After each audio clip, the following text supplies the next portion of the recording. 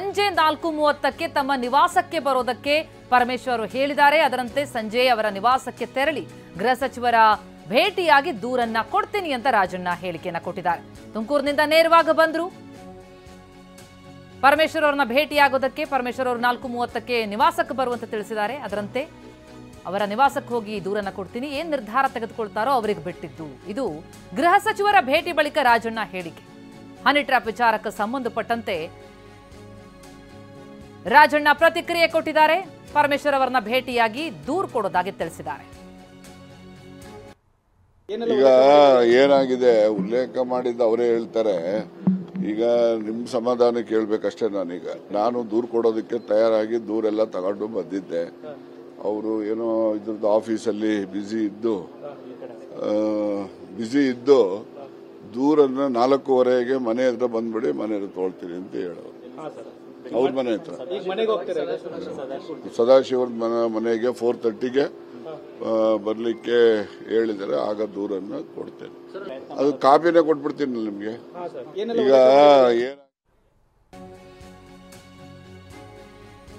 ಸರ್ಕಾರಿ ನಿವಾಸಗಳಲ್ಲಿ ಸಿಸಿಟಿವಿಗಳಿಲ್ಲ.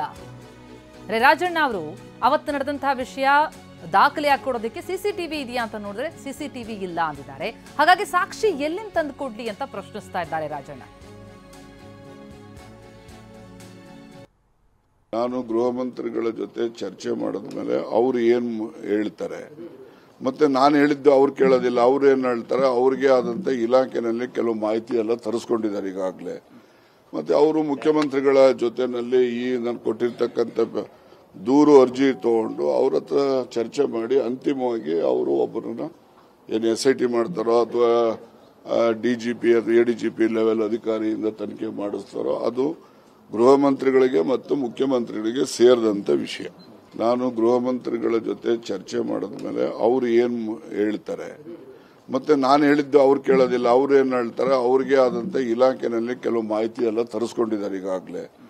ಮತ್ತೆ ಅವರು ಮುಖ್ಯಮಂತ್ರಿಗಳ ಜೊತೆನಲ್ಲಿ ಈ ನಾನು ಕೊಟ್ಟಿರ್ತಕ್ಕಂಥ ದೂರು ಅರ್ಜಿ ತಗೊಂಡು ಅವ್ರ ಹತ್ರ ಚರ್ಚೆ ಮಾಡಿ ಅಂತಿಮವಾಗಿ ಅವರು ಒಬ್ಬರನ್ನ ಏನು SIT ಮಾಡ್ತಾರೋ ಅಥವಾ DGP ಅಥವಾ ADGP ಲೆವೆಲ್ ಅಧಿಕಾರಿಯಿಂದ ತನಿಖೆ ಮಾಡಿಸ್ತಾರೋ ಅದು ಗೃಹ ಮಂತ್ರಿಗಳಿಗೆ ಮತ್ತು ಮುಖ್ಯಮಂತ್ರಿಗಳಿಗೆ ಸೇರಿದಂತ ವಿಷಯ.